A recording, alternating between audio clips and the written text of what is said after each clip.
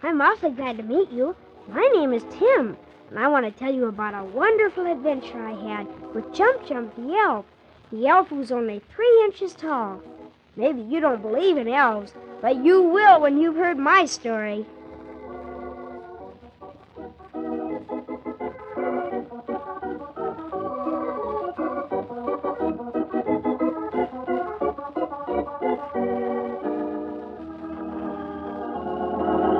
I'm back. It's Tim again. Have you heard about Jump Jump and Mary Holiday who live in Holiday House? At Holiday House, every day is a holiday. Something like Christmas all the time. I know, because I've been to Holiday House, and I've seen Mary Holiday. She's awfully pretty. And I know Jump Jump, the little elf who jumps up and down, backwards and forwards and sideways, and who talks so funny and so fast that you can't understand him all the time. We saved Christmas, Jump Jump and I. We really did. And in just a minute, I'll tell you all about it.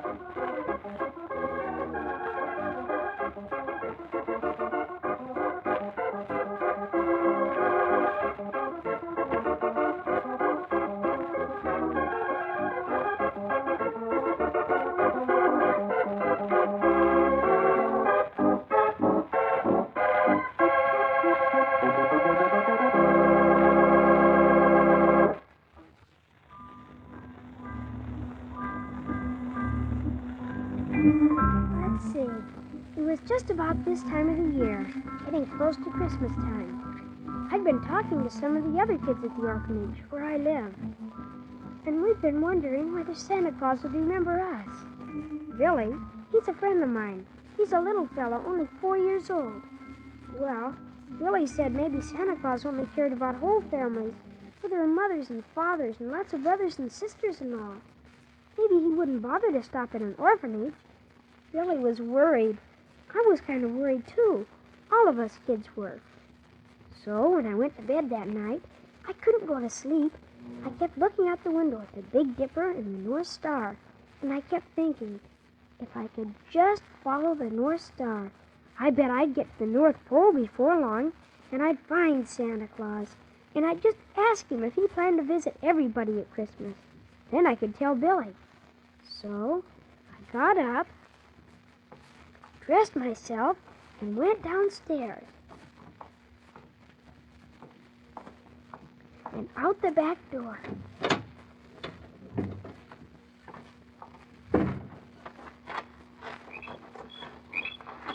Golly, it was dark, but I kept my eye on that North Star and started off into the woods. It seemed I walked for hours and hours, and then I started to get sleepy. I got so sleepy, I just had to rest. So I took off my jacket, laid down, and covered myself with it. And then, just as I was getting comfortable, something tapped me on the knee. I thought maybe an acorn had fallen on my knee. But just then, something tapped me on my other knee. And then I heard the funniest noise.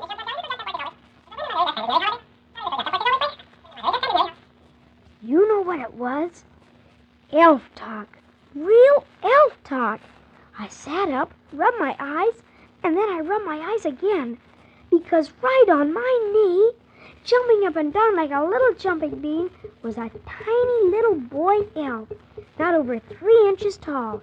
And he was dressed in bright red pants, a candy-striped shirt, yellow shoes, and he had a pointed red cap. He never stopped jumping, and he didn't stop talking either, talking that funny elf talk of his. He was so funny that I laughed. And do you know what he did then? he laughed too. And he jumped back and forth from one knee to the other until I was dizzy from watching him. He kept talking too. I couldn't understand a word he said, no matter how I tried. And so I said to him, "I'm sorry, Elf, but I can't understand a word you're saying." And with that, he got quite red in the face till he looked like a cherry with arms and legs. And then he jumped onto my collar and started to tug at it, as if to pull me onto my feet. I stood up, and then he jumped right onto my right ear and gave it a pull. I started to walk to the right, which pleased him, for he laughed, and he sounded so jolly that I laughed too. Well, he guided me along, jumping from ear to ear, and as I walked along, he sang the gayest little song.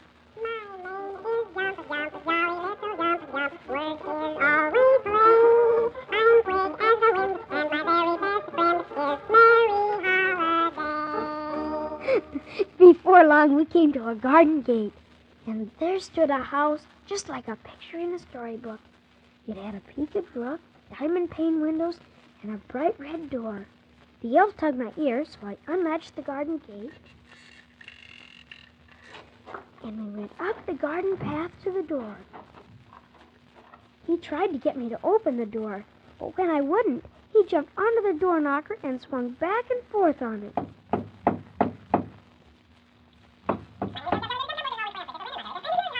Then we heard someone calling it to us from behind the door. Jump, Jump? Oh, Jump, Jump, is that you? All right. Just a second, I'll open the door. Well, I wanted to run then, but the elf grabbed my ear so hard that instead I said, "Ouch!" Standing in the open door was a very pretty young lady with golden hair, and she was smiling down at us. Well, there you are, Jump, Jump. Oh, and you've brought a new friend. Hello. Won't you both come in? I'm Mary Holiday. And that little elf jumped right to Mary Holiday's shoulder, and we all went in.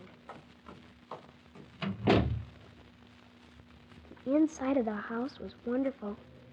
There were heart-shaped picture frames on all the walls, with golden arrows through them. Over the mantel were tall green hats with shamrocks and clay pipes. On the sofa, there were red, white, and blue sofa pillows, shaped like 4th of July firecrackers. The table in the corner of the room was set for a birthday party. And as we walked in, an Easter bunny scampered out of the kitchen door with a basket of colored eggs. In a minute, it seemed like, I was sitting in front of the fire, and Jump Jump was lying on his stomach in the palm of Mary Holiday's hand, talking to her 10 to the dozen. But to my surprise, she seemed to understand every word he'd said. But tell me, Jump, Jump, who is this you've brought to Holiday House? My name is Tim. How do you do, Tim? I hope you'll pardon Jump Jump for not introducing us. Sometimes he quite forgets his manners. Yes, ma'am. But he's so small and so busy jumping up and down. And besides, he talks much too fast to make proper introductions. Tim. His name is Tim. Mary Holiday. I know. His name is Tim. He talks so I can understand him. Well, of course, he can talk slowly if he tries, but he forgets, and he talks fast when he's excited. It would be much better if he talked slowly all the time. Tim, Jump Jump and I are very happy to welcome you to Holiday House. Thank you, Mary Holiday. Give my friend Tim some pie, Mary Holiday. Give him some pie. Jump Jump thinks you might like a piece of pie. Would you, Tim, with a glass of milk? Thank you. It would be very nice. I want some pie, too. I want some pie, too, Mary Holiday. Oh, you want some pie, too, Please. You're welcome. Jump Jump sat on the table and had his pie on a penny. I had to laugh, for he jumped about so much that I had my pie eaten long before he'd finished his tiny little piece. Mary Holiday didn't eat any pie at all. She kept looking out the window and glancing at the telephone, as if she were waiting for someone. Every time she looked at me, she smiled, but still, I thought maybe I should thank her for my pie and milk and go on my way. But just as I started to, what do you think? I looked over at Jump Jump, who had just finished off the last crumb, and he was sound asleep. Mary Holiday picked him up just so carefully and said, Oh, what a tired little elf. Well, while I put him in his bed, you must tell me all about yourself, Tim. I live in an orphanage, Mary Holiday. You do? Yes, and Billy, a friend of mine, who's only 4 years old, he's worried. Worried? Yes, ma'am. He thinks maybe Santa Claus won't come to see us at all. Oh, I see. So I thought, Mary Holiday, if I followed the North Star, maybe I'd find Santa Claus, and then I'd ask him, and then I could tell Billy not to worry anymore. Oh, yes. You know, Tim, I'm worried, too. Are you afraid Santa Claus won't come to see you at Holiday House? Yes, because, well, maybe, Jump Jump. Oh, that's the door knocker, Tim. Maybe that's a message from Santa Claus now. Greetings, Merry Holiday. Oh, it's you, Archie Pogley the clown. Come in, Archie Pogley, come in. I came to wish you, Merry Holiday, a Merry Holiday. Oh, it is a holiday, isn't it? Oh, yes, of course, it's a holiday. You didn't happen to bring a message from the North Pole? At this hour? Or what hour is it? It is an hour, isn't it? Yes, of course. It's a late hour. Well, you haven't heard from Santa Claus at this late hour? No, I haven't. And I'm so worried, Archie Pogley. This has never happened before. Oh, excuse me, Tim. This is Archie Pogley, the circus clown. I'm a jolly old clown, and I never do frown, and I make little children laugh with glee. I never do whine, because I haven't got time. I'm a jolly old clown, as you can see. Oh, ho, ho. And what a funny clown he was, dressed in green pants, a yellow shirt, and a red hat with a feather in it. And his hair was bright pink.